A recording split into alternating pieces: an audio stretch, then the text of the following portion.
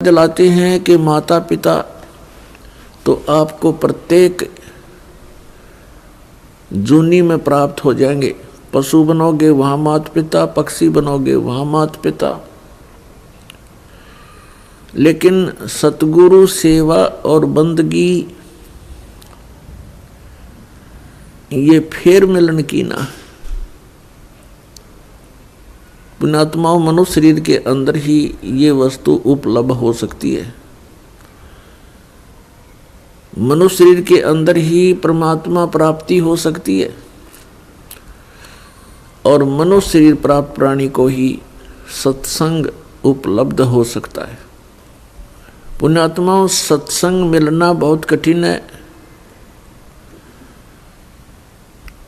सत्संग उसे कहते हैं जिसमें सच्चा ज्ञान हो। बाकी सत्संग नहीं है। जिनके ज्ञान ऐसे बच्चों जैसे हैं तो क्या वो संत सत्संग करते हैं?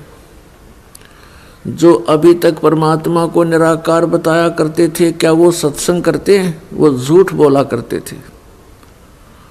अभी तक जो ब्रह्मा विष्णु महेश के माता पिता कहते थे इनके कोई माता पिता नहीं है, इनकी जन्म मृत्यु नहीं होती, तो क्या वो सत्संग किया करते? जो संत ये बताते हैं सतलोक में प्रकाश ही प्रकाश है, भगवान है ही नहीं, आत्मा उसमें जाकर के ऐसे लीन हो जाती है जैसे बूंद समुद्र में, तो क्या वो सत्संग किया करते? वो हमारा जीवन नष्ट करते थे और अपना भी जीवन बर्बाद किया करते थे, तो वो सत्संग नहीं थे। और बोले श्रद्धालु उनके द्वारा दिए गए वचनों को सत्संग जानकर निश्चिंत हुए बैठे थे। अब सत्संग आपको अब प्राप्त हुआ है या उन महापुरुषों ने सत्संग किया था जिनको परमात्मा मिले थे? परमात्मा की प्राप्ति के उपरांत जिन्होंने जो वचन बोले वो सत्संग था। उनमें कौन कौन से महापुरुष थे जिनको परमेश्वर प्राप्ति हुई? जो दास के नॉलेज में है उनमें से चंद महापुरुषों के नाम इस प्रकार हैं। आदरणीय धर्मदास साहिब जी, आदरणीय मुलुकदास साहिब जी,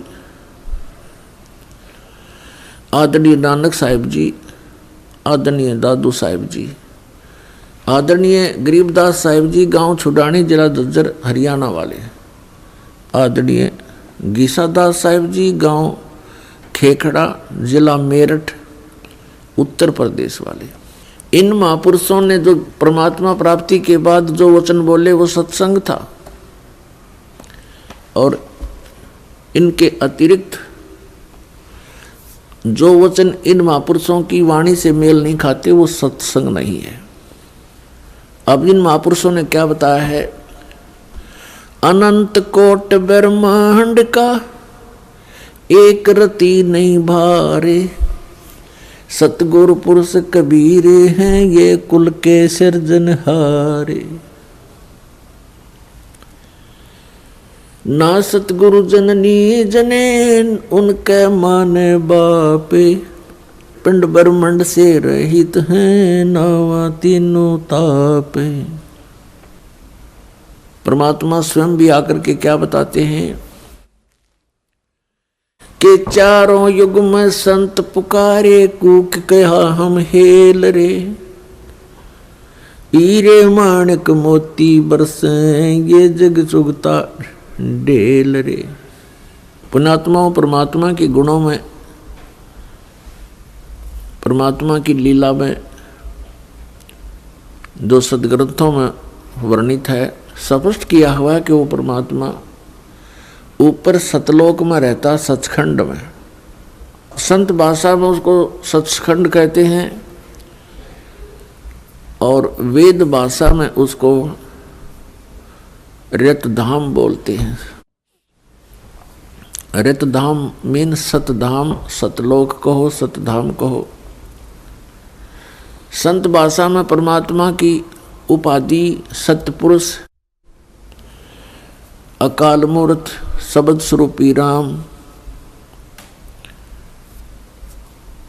आदि से कहा जाता है।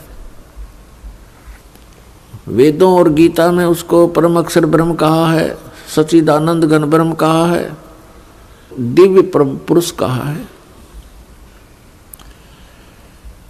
वो परमात्मा हम सब के पिता है। हम अपनी गलती से काल के जाल में फंस गए हैं। वो दयालु हमारे लिए फिर भी भटक रहे। पुण्यात्माओं, अब समय आ गया है, बहुत सतर्क होना पड़ेगा आपको। असंख्य जन्म हो गए आपको इस काल के लोक में कष्ट पर कष्ट उठाते हैं। उसके विषय में बताते हैं, कोटि जन्म तो भरमत हो गए, कुछ ना हाथ लगा रे। और कुकर सुकर खरबा बोरे, कौआ हंस बुगारे। कोटि जन्म तू राजा की, न मिटी न मन की आशा। भिक्षुक ओ के दर दर घूम लिया, ये मिला ना निर्गुण रासा। इंद्र कुबेर ईश की पदवी, ब्रह्मा वर्ण धर्मराया। विष्णु नाथ के पुर को जाके तू फिर भी वापस आया। असंग जन्म तन मरत्या हो गए, जीवित क्यों ना मरे रे। और 12 मद मैल मठ बोरे, बहुर ना दे धरे रे। दोजक बहिष्ट सभी ते देखे, राजपाट के रसिया। 3 लोक से तरपत नाही, ये मन भोगी खसिया। 3 लोक से तरपत नाही, ये मन भोगी खसिया। सतगुरु मिले तो इच्छा मेटे, पद्मल पदे समाना। चल अनसा उस लोक पठाऊं, जो आदि अमर अस्थाना। 4 मुक्ति जहाँ चंपी करती, माया होरी दासी। दास गरीब अभय पद पर से, वो मिले राम अविनाशी। पुण्यात्माओं, आप बिल्कुल बालक हो। काल ने आपकी बुद्धि को इतना सीमित कर दिया, जैसे संतों को हम ऐसे नजर आते हैं जैसे एक भैंस का बच्चा मर जाता है तो व्यापारी लोग क्या करते हैं, उसके खाल उतरवा लेते हैं बालों समेत, और उसको साफ करके उसके अंदर भूस भर देते हैं, भूस, और ऊपर से चमार से उसको सिलवा लेते हैं।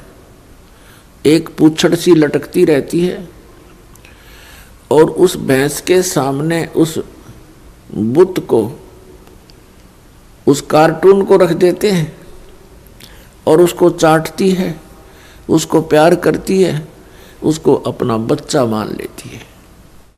और जब व्यापारी उसको लेकर उस कार्टून को चल पड़ता है, पीछे पीछे भैंस भी या करती फिरती है।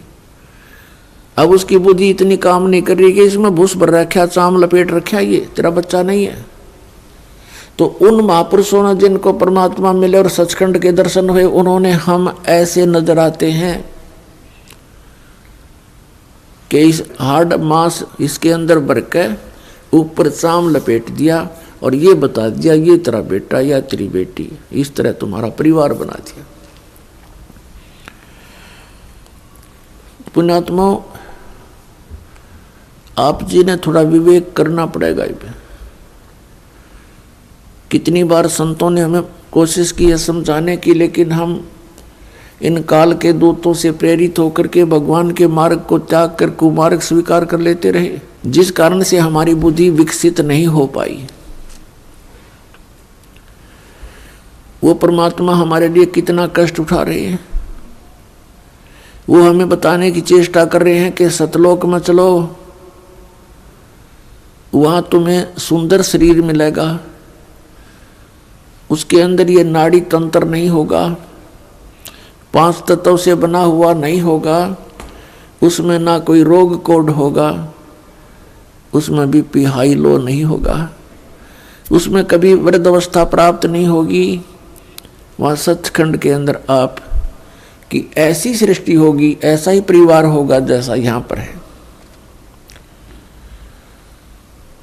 और वहाँ कोई काम नहीं। अपने आत्माओं, आपकी संतान हुई, आपने मकान बनाए, उन बच्चों के लिए सारी सुविधाएं की और करते ही रहते हो। अब ये नहीं पता पिता की मृत्यु हो जाए, पता नहीं माँ की मृत्यु हो जाती है, और पता नहीं बेटा मर जा बेटी मर जा। तो हम जिस व्यवस्था में सारा जीवन बर्बाद कर चुके, उसका हमें क्या लाभ हुआ? लेकिन हम सोचें क्या इसका विकल्प नहीं? हम देखते उसके साथ भी ऐसी घटना होगी, उसके साथ भी होगी, कोई बात नहीं है, तो होती रहती है। अब परमात्मा ने इसका विकल्प बता दिया, इसका अल्टरनेट बता दिया कि जब तक तुम्हारे संस्कार हैं, परिवार में आप रहो, और वो भी भगवान की आत्मा है, आपके बेटा बेटी रूप में रोल करने आए हैं, माता पिता रोल के रूप में आए हैं, तो उनको एक विशेष प्यार देना, आपस में खींचातानी नहीं बढ़ावे। इस दृष्टिकोण से कि हम उस पिता के बच्चे हैं, अगर हम इनको किसी को एक दूसरे को दुखी करेंगे तो परमात्मा नाराज हो जाएगा, क्योंकि हम पहले गणे दुखी यहाँ पर। फिर हम एक दूसरे को सतावें, कोई वचन से जख्म करें, किसी को और कोई हानि पहुंचावें, तो हम तो कौवे हो गए, कौवे, मनुष्य नहीं रहे। जैसे कौवा जख्म के ऊपर चोंच मार के खून निकाल लेता है, हमने हंस बनना है, तो हम सतलोक चलेंगे। वो परमात्मा हमारे पीछे फिर रहा है। जो जन मेरी शरण है, ताका हूं मैं दासे, गेल गेल लाग्या फिरूं जब तक धरनी आकाश। परमात्मा कहते हैं कि जो मेरी शरण में एक बार किसी भी युग में आ गया, तो मैं उसके पीछे पीछे फिरता रहता हूं और उसको पार करने की चेष्टा करता हूं। क्या बताते हैं? अनंत कोट बाजी जहां हम रचे सकल ब्रह्मंडे, कह कबीर मैं के करूं यू काल करे जीव खंड। कबीर साहब बताते हैं कि मैं इतना समर्थ हूं, ये सभी ब्रह्मांड मैंने रचे, अनंत कोट बाजी जहां रचे सकल ब्रह्मांड, और कहे कबीर मैं क्या करूं ये काल करे जीव खंड। पुणात्माओं, आपने ये अमर कथा कभी सुनी नहीं थी।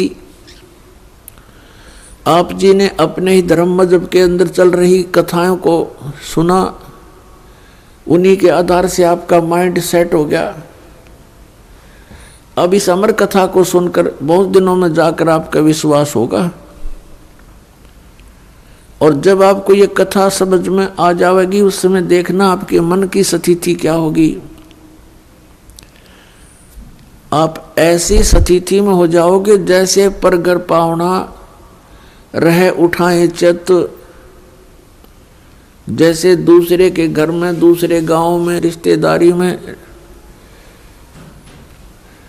कोई परौना चला जाता है, मेहमान रूप में जाता है, वो वहाँ रहता अवश्य है, लेकिन उसको पता है कि मैंने वापस जाना है, और उसको अपने घर की रह रहकर याद भी सताती रहती है। कहते हैं जैसे पर घर पावना रह उठाए चित, तो यहाँ से आपका ऐसे मन हट जाएगा एक दिन, और फिर सतलोक में आपका अगला कदम सतलोक में होगा। अब परमात्मा ने हमें आकर बताया कि जब सबसे पहले मैं यहाँ आपके दुखों को देखकर इसमें प्रवेश किया काल के लोक में, तो इस काल ने मेरा रास्ता रोकने की चेष्टा की, क्योंकि परमात्मा बताते मैं जोगजीत के रूप में था। जोगजीत वहाँ एक पुत्र है परमात्मा का, जो सर्वप्रथम 16 उत्पन्न किए थे उनमें से एक है। जोगजीत जानकर मेरे साथ इसने बहुत अड़ंगा अड़ाने की चेष्टा की, लेकिन मेरी शक्ति के सामने ये हताश हो गया। फिर चरण पकड़ लिए, रोने लगा, हाहाकार मचा दी। जब मैंने इसको कारण बताया कि मैं किस उद्देश्य से आया हूँ। धर्मदास साहिब जी को परमात्मा बता रहे हैं कि धर्मदास, प्रथम सतयुग के अंदर जब मैं यहाँ आया तो इसने मेरे साथ बहुत कलह मचाई। जब मैंने अपनी शक्ति का प्रयोग किया तो इसकी नहीं पार बसाई। चरण पकड़ लिए, पैर पकड़ के कहता, जोगजीत आप किस लिए आए हो। तो मैंने इसको बताया कि मैं नीचे जाऊंगा और सभी प्राणियों को बताऊंगा कि यू परमात्मा नहीं है, यू भगवान नहीं है जिसको तुम भगवान मान रहे हो। और एक ऐसा मंत्र दे के आऊंगा, सतनाम, सच्चा नाम, उसका जाप करने वाले प्राणी को तू रोक नहीं पाएगा। और सभी को बताऊंगा कि तुम यहाँ के रहने वाले नहीं हो, तूने इन सब को नशा करवा दिया, तीनों गुणों से एक एक इंजेक्शन लगवा दिया इनको। तो ये चिंतित हो गया। इसने कहा कि हे भगवान, मुझे श्राप लगा हुआ है 1 लाख जीव आहार करने का। यदि आप इन सब को ले जाओगे तो मेरा क्या होगा। परमात्मा ने कहा कि अब मैं इनको नहीं छोड़ूंगा, तेरा हो या ना हो। फिर इसने प्रार्थना की, प्रभु कोई बात नहीं, मेरी कुछ और समस्याएं हैं, उनका समाधान कर दीजिए और वचनबद्ध होकर के मुझे आशीर्वाद दीजिए। परमात्मा ने कहा, धर्मदास मैंने वचनबद्ध होकर के इससे कहा कि बोल क्या मांगता है। इसने कहा कि परमात्मा 3 युगों में जीव थोड़े ले जाना, चौथा युग जब कलयुग आवे तब तव शरण जीव बहु जावे। ऐसा वचन हर मोय दीजे, तब तुम गवन संसार ही कीजिए। तो मैंने इसको कह दिया ठीक है, तथास्तु, कि ऐसा ही होगा। फिर इसने एक प्रार्थना और की थी कि परमात्मा जबरदस्ती ना करना हे बड़े भाई, क्योंकि जोगजीत रूप में खड़े थे परमात्मा और ये भी उन्हीं का भाई है। परमात्मा से, कबीर से उत्पत्ति हुई इस काल की ज्योति निरंजन की। और इसने कहा कि हे प्रभु, ए बड़े भाई, जबरदस्ती ना करना, जो आपके ज्ञान को स्वीकार करे वो आपका और हमारे ज्ञान को स्वीकार करे वो हमारा। आप ज्ञान दे करके अपना बनाना, बाई फोर्स ना करना। वो तो मालिक को पता। अब यहाँ प्रश्न उठता है पुण्यात्माओं बहुत सी, क्योंकि हमारे अंदर बहुत युगों से ये अज्ञान ठुका हुआ है, भरा हुआ है खचाखच। ये सच्चे ज्ञान को टिकने नहीं देता। ना जाने कितनी शंकाएं उत्पन्न होती हैं। एक शंका तो ये उत्पन्न होगी कि भाई भगवान ने जानी जान, कहते हैं परमात्मा जानी जान है, अंतर्यामी है, सर्वज्ञ है, फिर क्या उनको पता नहीं था ये ऐसे ऐसे वचन मांगेगा। इसको वचन ना देते सतयुग में ही हमें वापस ले जाते। तो ये तो पुण्यात्मा मन की बकवाद हैं, इस तरह के विचार जो जिसके अंदर आते हैं। हम सतलोक में रहा ही करते। यदि हम ऐसे टिकने वाले होते तो पहले ही ना वहीं रहा करते थे। आवश्यकता ही नहीं थी हमें यहाँ आने की, फिर भगवान को यहाँ दुख उठाने की हमारे लिए। परमात्मा को पता था कि सतयुग त्रेता द्वापर में ये प्राणी दुखी नहीं होता। पुण्यकर्मी प्राणियों को मनुष्य जीवन मिलता है सतयुग त्रेता द्वापर में, जिनके बहुत घने पुण्य होते हैं और वो सभी साधना भी करते हैं, मनमुखी साधना करते हैं, शास्त्र विधि त्याग कर भी साधना करते हैं। उनसे सिद्धियां प्राप्त अवश्य हो जाती हैं और उनके पूर्व प्रारब्ध कर्मों के आधार से, किस्मत में लिखे हुए पनों के आधार से उनको सुख होता है, शरीर स्वस्थ होता है। सतयुग में पिता से पहले पुत्र की मृत्यु नहीं होती, जो सबसे बड़ा जख्म होता है पिता के लिए। और पत्नी से पहले पति की मृत्यु नहीं होती, जो पत्नी के लिए बहुत बड़ा दुखदाई होता है। और बहुत लंबी आयु होती है, शरीर स्वस्थ रहता है, आहार बहुत ही अच्छा होता है। तो इस प्रकार जब पिछले पुनों से उसको लाभ होता रहता है, साधना गलत करता रहता है, पाप इकट्ठे होते जाते हैं, पुण्य अक्षीण होते रहते हैं, फिर उसका जन्म त्रेता में होता है। त्रेता में भी ऐसी सती थी लगभग रहती है। फिर द्वापर में होता है, हरे भरे वृक्ष होते हैं, सब जगह जंगल होते हैं, फलदार वृक्ष होते हैं, समय पर वर्षा होती है। तो इस प्रकार ये सोचता रहता है कि जो साधना पूजाएं मैं कर रहा हूँ इनसे मुझे लाभ हो रहा है, अज्ञानता के कारण। तो परमात्मा के ज्ञान को जो पहले वाले साधना से बिल्कुल हटकर होता है उसको ये प्राणी बिल्कुल स्वीकार नहीं करता।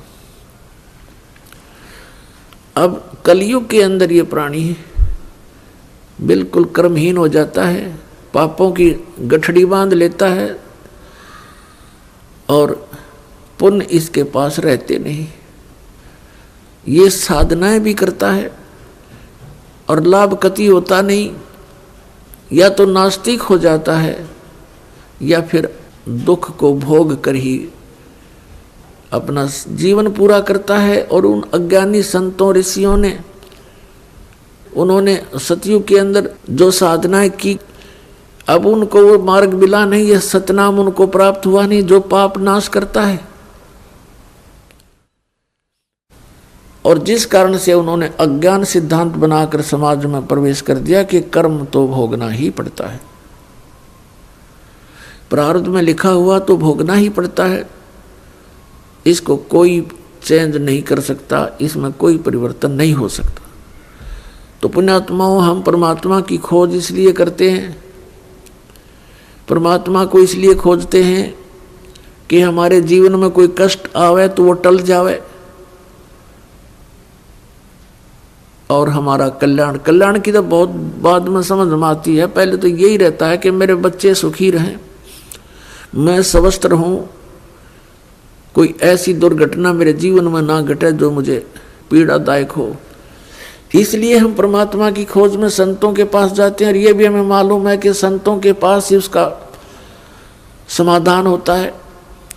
और ये भी हम सुना करते कि परमात्मा ना जाने किस बेस में आ जा, तो वो परमात्मा कबीर साहब है, वो ना जाने क्या रूप बना करके और कब कहाँ प्रकट होता है और हमारे लिए भटकता रहता है, हमें समझाने की चेष्टा करता है कि तुम इस झूठे सुख को सुख कहे ये मान रहा मनमोद, ये सकल चबीना काल का कुछ मुख में कुछ गोद। तो पुण्यात्माओं, परमात्मा ने प्रोमिस कर रखा है और इसने भी प्रोमिस कर रखा है काल भगवान ने कि कलयुग में जब कितने जीव ले जाना, लेकिन इसमें ज्ञान आधार बनाना। तो पुण्यात्माओं, अब बुद्धिमान समाज हो गया है, इस ज्ञान से अब आप बालक नहीं रहोगे। परमात्मा के प्रयत्न को गहराई से सोचना, वो क्यों भटक रहे हमारे लिए सतलोक न छोड़ के, क्योंकि हम उनके बालक हैं, हम उसकी आत्मा हैं। और इनको काल इसलिए परेशान कर रहा आप जी को कि जितना मैं इनको सताऊंगा उतना ही वो दुख पावेगा। अपने आत्माओं, आप बालक हो, ये हमारे साथ क्यों प्रतिशोध ले रहा कि इसने वहां पहले तो तप करा, फिर तप करा, फिर तप करा, 3 बार, उससे इसने 21 ब्रह्मांड प्राप्त किए, फिर 5 तत्व 3 गुण परमात्मा ने इसको दे दिए कि ले जाओ खेल खिलौनों से। फिर हम इस पर आसक्त हो गए, हम परमात्मा को भूल गए, अपने भगवान से मन हटा लिया, जो हमें सब सुविधा सब सुख देवा था उससे मन हटा करके एक हीरो की तरह हम इसको चाहने लग गए, जिस कारण से हम भगवान के दिल से उतर गए। और देखो सेब कितना अच्छा फल होता है, यदि वो सेब खराब हो जाता है तो वो दुकानदार उसको रखता नहीं, उसकी आत्मा बहुत दुख पावे। एक सेब खराब हो गया, बार फेंकना पड़ा कूड़े में, तो हम वहाँ खराब हो गए थे भाई बच्चों। तो परमात्मा का आत्मा बड़ी दुख पाई कि ये औरों ने भी खराब करेंगे यहाँ पर, इसलिए हमें हमारी ही इच्छा से इनके साथ भेज दिया कि तुम जाओ फिर यहाँ से डेलो टिंडेस के साथ जाके। अब इसने फिर अलग ब्रह्मांड के अंदर परमात्मा ने व्यवस्था की, एक जिस आत्मा ने सबसे पहले स्वीकृति दी थी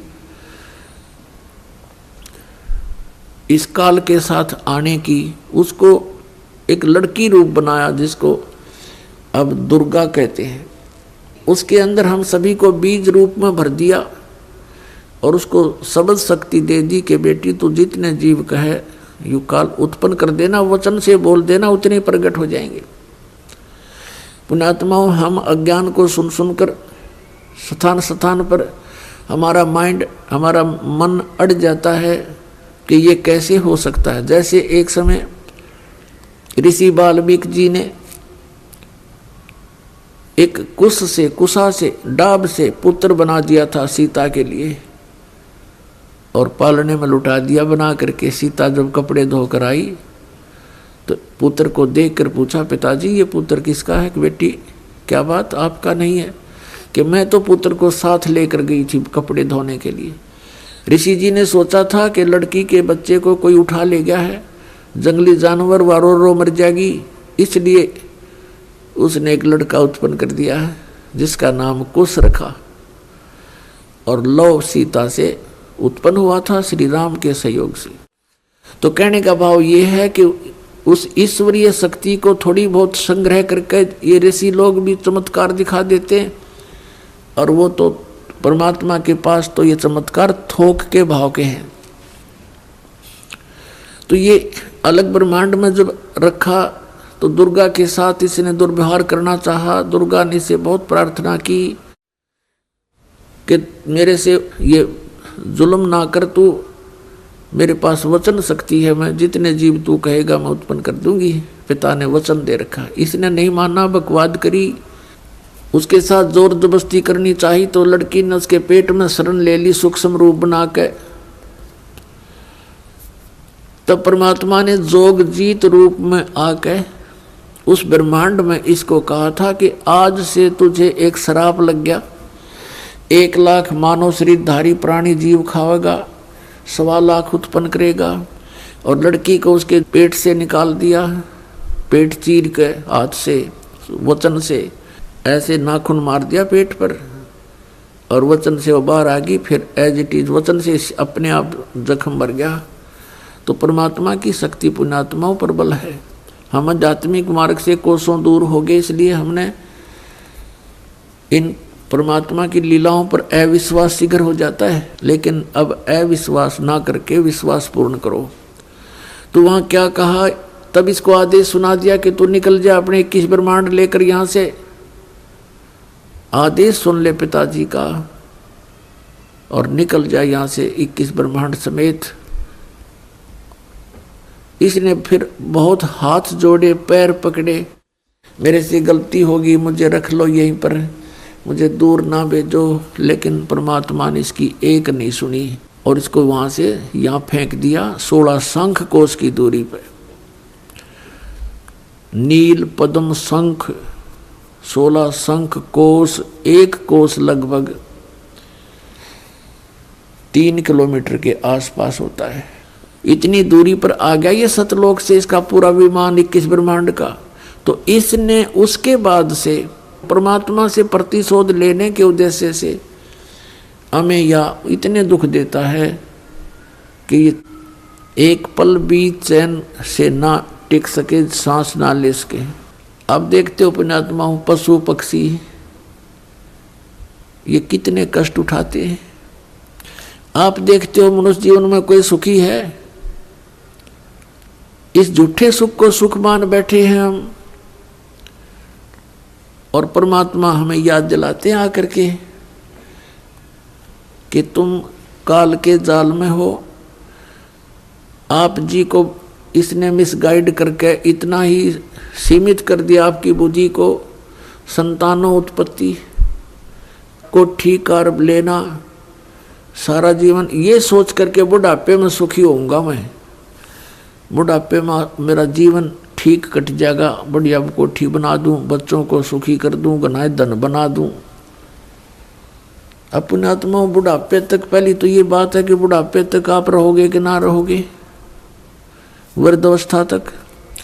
और वृद्ध अवस्था होने के बाद फिर सुख कहाँ से? वृद्ध अवस्था में सपने में भी सुख नहीं है। तो हमारी सारी ही सोच इस टाइप की थी जो हमें केवल दुख दे सकती है, सुख नहीं। बुढ़ापे में कभी तो जाड़ पड़वानी, कभी आंख बनवानी, और कभी कोई बच्चा कुछ बोल रहा है, कोई पुत्र वधू कुछ कह रही है, कहीं पौत्र को कोई गड़बड़ होगी, कहीं पौत्री का गड़बड़ होगी, कोई देवता मर गया, कोई देवती मर गई। तो ये सब कष्ट उस व्यक्ति को होते हैं जो वृद्ध अवस्था प्राप्त कर चुका है। और सोचा नहीं होता बुढ़ापे में सुखी हो जाऊंगा, इब तो धंधा करके बच्चा ने पाल पोष दूं। तो पुण्यात्मा बुढ़ापे में तो जिए जानेगा जिसा सुख होगा तुम्हें। तो इसलिए परमात्मा हमें याद दिलाते हैं कि जिस प्रोसेस में आप अपना सारा जीवन न्यौछावर किए बैठे हो, ये आपकी महाभूल है। इसके साथ साथ और भी कार्य आपका एक अनिवार्य है, वेरी इंपॉर्टेंट है। उसको तो आपने शुरू ही नहीं किया। अब जैसे हम देखा करते थे, बुजुर्ग आपस में बैठ कर बतलाया करते थे, क्या कहते थे, और भाई कुशल हो? तो वो कहता था मौज हो रही है, कत्ती ठाठ हो गए, 2 बेटे थे 2 बेटी, सबका विवाह कर दिया, पुत्र पर भी पुत्र हो गया, पुत्रियों पर भी पुत्र हो गए, और बस मेरा तो जीवन सफल हो गया। अब बेशक उठा ले भगवान मने, मुझे बेशक उठा ले परमात्मा, मेरा काम पूरा हो गया। अब इस तत्व ज्ञान की रोशनी में पता चला कि खाक पूरा हो गया तेरा समय, जीवन कहाँ से सफल हुआ? जीवन तो बर्बाद हो गया आपका। और जो कुछ भी आपको प्राप्त हुआ ये तो पूर्व प्रारब्ध में आपका लिखा हुआ था, आपका किया हुआ नहीं, आपका चाहा हुआ नहीं। जैसे संतान होते ही एक ऐसी हमारी मन में काल ने ऐसी प्रेरणा कर रखी है कि हे भगवान बच्चा हो और पुत्र हो, पहला पुत्र हो फिर पुत्री वैश्यक हो जा। ऐसी टेंडेंसी श्लोक वेद से हमारी बनी हुई है जो बिल्कुल व्यर्थ है। अब विवाह हुआ, प्रथम लड़की होगी, फिर सोचा ये भगवान दूसरा तो पुत्र होना चाहिए, दूसरी भी कन्या होगी, फिर कहा हे भगवान तीसरा तो पुत्र हो, तीसरी भी कन्या होगी, चौथी आशा पुत्र की थी, चौथी भी कन्या, पांचवी भी कन्या होगी। तो क्या आपका किया हुआ या आपका चाहा हुआ? नहीं, जो आपकी किस्मत में था वही आपको मिला। तो आप कहते हो कि मेरा जीवन सफल हो गया, ये तो आपका होना ही था। आपने जो इस जीवन में एक इम्पोर्टेंट कार्य और करना था, अनिवार्य कार्य करना था, वो तो तुमने स्टार्ट भी ना किया। इसकी याद दिलाने के लिए परमात्मा सतलोक से आते हैं। यहाँ के भगवान और यहाँ के ये संत हमें केवल इस माया में ही डबोते हैं, इसी में डालते हैं, हमारे को बाहर निकाल नहीं सकते क्योंकि इनकी पावर नहीं। वो तो स्वयं आते हैं या अपने ही संत बना करके यहाँ भेजते हैं, अपनी भक्ति शक्ति से चार्ज करके भेज देते हैं, और फिर वो संत ये काम किया करते हैं। नहीं, आम संत की कोई औकात नहीं जो काल के सामने इस प्रकार का कोई कदम उठा ले। अब क्या बताते हैं परमात्मा, हम सुल्तानी नानक तारे दादू को उपदेश दिया, जात जुलाहा भेद न पाया वो काशी माहे कबीर हुआ। गोता मारू स्वर्ग में जा बैठूं पाताले, गरीबदास ढूंढता फिरूं अपने हीरे मोती लाले। परमात्मा कबीर साहब कहते हैं कि गोता मारूं स्वर्ग में और जा बैठूं पाताल, कह कबीर ढूंढता फिरूं अपने हीरे मोती लाल। अब जैसे आपको कल सत्संग के अंदर दिखाया था, रूबरू करा था उन पवित्र सदग्रंथ वेदों से। उसमें क्या लिखा कि परमात्मा ऊपर ध्युलोक यानी तेजो में शरीर में और तेजो में लोक में राजा के समान विराजमान है, और वहां से गति करके नीचे आता है और बहुत अत्यंत गतिशील पदार्थ के समान, जैसे आकाशीय बिजली गिरती है नीचे बहुत स्पीड से, ऐसे परमात्मा सतलोक से गमन करके चल के यहाँ आते। तो वो परमात्मा अच्छी आत्माओं को मिलते हैं, उनको उपदेश करते हैं, तत्व ज्ञान से परिचित कराते हैं, अपने से परिचित कराते हैं। तो उन महापुरुषों ने जो ज्ञान दिया वो परमात्मा से प्राप्त ज्ञान दिया। उनमें से अब्राहिम सुल्तान अधम भी एक महापुरुष हैं। अब्राहिम सुल्तान अधम ये कौन थे? एक बल्ख नाम का शहर है, बल्ख बुखारा, इराक के अंदर, और वहाँ का एक अब्राहिम सुल्तान अदम नाम का एक मुसलमान बादशाह था। पूर्व जन्म के संस्कार से उसके इतने ठाठ कर रखे थे, भगवान ने 18 करोड़ घोड़े खरीद रखे थे। पुण्यात्माओं, जब तक इस प्राणी को तत्व ज्ञान नहीं होता, यहाँ के ये कंकर पत्थर जोड़ने में ही लगा रहता है। उसने कहते हैं 16,000 औरतें से विलास करता था, 18 करोड़ घोड़े। गांव में पहले यदि एक घोड़ा किसी के पास होता तो बहुत बड़ा वो वहाँ का ठाकुर माना जाता था, बड़ा रईस व्यक्ति माना जाता था जो घोड़े पर चलता था, एक घोड़े पे। जैसे आजकल तो जिसके पास कार है उसको बहुत अच्छा धनी मानते हैं, तो उस समय घोड़े से ही उसके धन को क्या करते थे, काउंटिंग करते थे। तो इस प्रकार 18 करोड़ घोड़े उसके पास, और ऊंट 8 तक गिनती नहीं, बहुत गिने थे। कहने का भाव यह है कि सर्वसंपन्न राजा था, लेकिन पिछले संस्कार भी साथ होते हैं।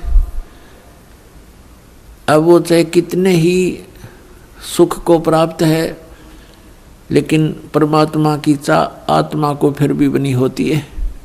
एक दिन वो सो रहा था ऊपर अपने महल की छत पर, गर्मियों के दिन। परमात्मा कहते हैं सोचल सिद्धर मैं करूं अपने जन के काज। तो वहां कहीं पड़ोस में थोड़ी सी दूरी पर एक सत्संग हो रहा था। आप आरती, आप साजे, आप किंगर, आप बाजे, आप ताल झां जनकारा, आप नचाप देखण आ रहा। आप साधु संत बनकर उस राजा के महल से थोड़ी सी दूरी पर किसी गरीब के घर पर सत्संग कर रहे थे, ऊंची ऊंची आवाज में सुना सुना कर। और बात तेरे काम न आवे, संतों शरण लाग रे, के सोवे गफलत में बंदे, जाग जाग नर जाग रे, जाग जाग नर जाग रे। और बात तेरे काम न आवे, संतों शरण लाग रे, के सोवे गफलत में बंदे, जाग जाग नर जाग रे, जाग जाग नर जाग रे। तन सरायम जीव मुसाफिर, करता रहे दिमाग रे। तन सरायम जीव मुसाफिर, करता रहे दिमाग रे। रात बसेरा कर ले डेरा, चले सवेरा त्याग रे, चले सवेरा त्याग रे। और बात तेरे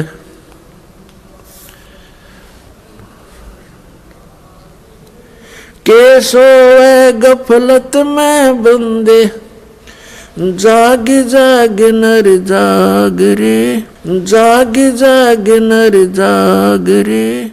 इस तन सरायम जीव मुसाफिर, करता रहे दिमाग रे। इस तन सराय में जीव मुसाफिर करता रहे दिमाग रे। रात बसेरा कर ले डेरा चले सवेरा त्याग रे, चले सवेरा त्याग रे। और बात तेरे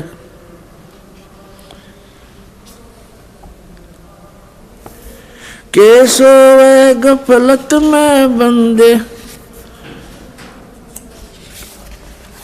जाग जाग नर जाग रे। उमदा चोला बण्या अमोला लगे दाग पे दाग रे। उमदा चोला बण्या अमोला लगे दाग पे दाग रे।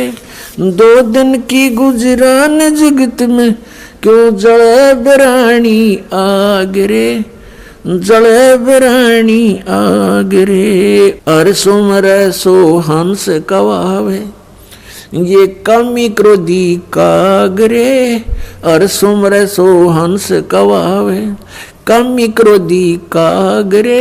बोरा न भर में विष के बन में चल बेगमपुरी बाग रे, चल बेगमपुरी बाग रे। और बात तेरे काम न आवे संतों शरण लाग रे। के सोवे गफलत में बंदे भाई शब्द सैन सतगुरु की पिछाणी पाया अटल सुहाग रे। शब्द सैन सतगुरु की पिछाणी पाया अटल सुहाग रे। नतानंद महबूब गुमानी परगटे पूर्ण बाग रे, परगटे पूर्ण बाग रे। और बात तेरे काम न आवे संतों शरण लाग रे। के सोवे गफलत में बंदे जाग जाग नर जाग रे, जाग जाग नर जाग रे। पुण्यात्मा कबीर परमेश्वर जी अपनी प्यारी आत्मा को काल के जाल से निकालने के लिए कितना संघर्ष करते हैं। उसके लिए परमात्मा ने ज्ञान को ही आधार बनाया है। अब्राहिम सुल्तान अधम बहुत ही अच्छी आत्मा का व्यक्ति था। परमात्मा की खोज में, अल्लाह की चाह में साधु संतों से बहुत प्यार करता था। उसको जहाँ भी कोई संत मिल जाता या किसी संत की महात्मा की वो चर्चा सुनता, या तो उसको अपने पास बुला लेता था या स्वयं दर्शनार्थ चला जाता था। अपने आत्माओं काल ने तो ऐसा कर रखा हमारे साथ, ये नकली संत, नकली पंथ और डुप्लीकेट ज्ञान सुना के कि इनको नास्तिक बना दूं। एक संत के ऊपर वो बहुत विश्वास किया करता था और वो अब्राहिम सुल्तान उस फकीर के पास बहुत ज़्यादा उसके पास जाता था या उसको अपने पास बुलाता था, खूब दक्षिणा दिया करता था। और वो 1 नंबर का पाखंडी था। एक बार राजा ने, क्योंकि वो बहुत धनी व्यक्ति था, बहुत धनी राजा था, वो जूते जो होते हैं जूती पे पहना करते, पहले आप जूते कहने लग गए उन्हें। उन जूते होते थे, जो जूती थी, एक जूती की कीमत 1.25 लाख रुपए थी। उस समय का तो 1.25 करोड़ हो गए एक जूती की कीमत। उस जूतों के ऊपर हीरे, पन्ने, जवाहरात, मोती सब जगह उसमें गठे होते थे। एक उस राजा ने एक अंगूठी बनवाई जो बहुत कीमती थी, सोने की, उसके अंदर हीरे, मोती और ये इस तरह के कुछ नग लगवा रखे थे, बहुत ऊंची, अच्छी, चौड़ी। अब उस संत की वो बहुत आदर करता था, विश्वास किया करता था एक फकीर पर। वो डुप्लीकेट ठग था। उसने राजा की अंगूठी देखी। जूते तो मैं छुपा नहीं सकता, अंगूठी कैसे ले सकता हूँ। उसने वैसी ही अंगूठी एक डुप्लीकेट बनवा ली, पीतल की, मिलती जुलती कती। और राजा से कहा कि राजा आज नौका विहार करते हैं, मेरे साथ चलो। राजा तुरंत तैयार हो गया फकीर का आदेश मानकर। नाविक नौका चला रहा है, राजा और फकीर उसके ऊपर कुर्सी पर बैठे हैं। अब फकीर ने कहा कि राजन, ये अंगूठी कैसी बनवा ली, कैसी है, दिखाना मुझे। अंगूठी कब बनवाई? कि जी अभी बनवाई है, कुछ दिन हो गए, कई बार पहन ली, आपके ध्यान नहीं गया, देखो देखो निकाल कर। राजा ने कहा देखो देख लो, देखो ऐसी है। अब वो तो डुप्लीकेट था, उसने लेकर ऐसे और कहा, उसने क्या कहा कि हम फकीरों के क्या काम ये अंगूठी। अब वो ओरिजिनल पल देखता रहा और कहा देखो राजा, ये इधर क्यों जा रहा नाविक तू? तो राजा का ध्यान उधर हुआ, वह डुप्लीकेट निकाल ली, वह डाल ली, हाथ में ले ली और कहा राजन, अंगूठी तो बहुत अच्छी है पर साधु संतों के क्या काम की, जल में फेंक दी। अब राजा ने सोचा भाई बड़ा त्यागी विरागी महात्मा, इसको तो संसारिक धन से भी कोई लगाव नहीं है, और ज्यादा आस्था होगी इसमें। फिर खूब वो दान दे राजा, रो कर नहीं हमें क्या जरूरत है, हमें क्या जरूरत है, कोई नहीं दे दे, हम लगा देंगे, इधर भंडारा कर देंगे। अब नाट्य भी ले भोली आत्मा जो होती है वो श्रद्धालु, वो केवल अपने स्वभाव का ही प्रयोग करते हैं, सामने वाले की बकवादों पर ध्यान नहीं देते हैं।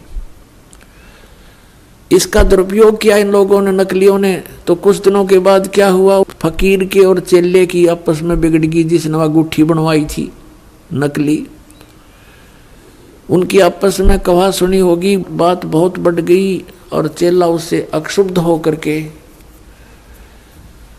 उसने मंत्री से संपर्क किया, राजा के मंत्री से, कि ऐसे ऐसे इसने राजा के साथ धोखा किया है, ये धोखेबाज ठग व्यक्ति है। वो अंगूठी जो इसने जल में फेंकी थी वो डुप्लीकेट थी, मैंने इसको बनवा कर दी थी, इसने मेरे से बनवाई थी। ये बात फकीर ने राजा के सामने डरते डरते कही कि कहीं राजा नाराज ना हो जा के साधु संतों के बारे में ऐसे नहीं बोलना चाहिए। राजा इतना विश्वास करता था कि पूछा, वजीर तेरे को किसने बताया है? वो चेला बुलाया कि इस चेले ने बताई है। उस चेले से कहा कि फकीर के बारे में ऐसी बातें करना बच्चा पाप लगता है। उसने कहा जी मैं कसम खाकर कहता हूँ ये निकम्मा आदमी है, ये भक्त नहीं है, संत नहीं है। राजा बड़ा विश्वासी था, उसने कहा कि देख ले भाई चेला राम, जया बात झूठी पागी तो तेरी गर्दन काट दूंगा। नो बोला जी बेस से काट दियो। राजा ने देखा कि बड़ा कॉन्फिडेंस से बात कर रहा है कि वो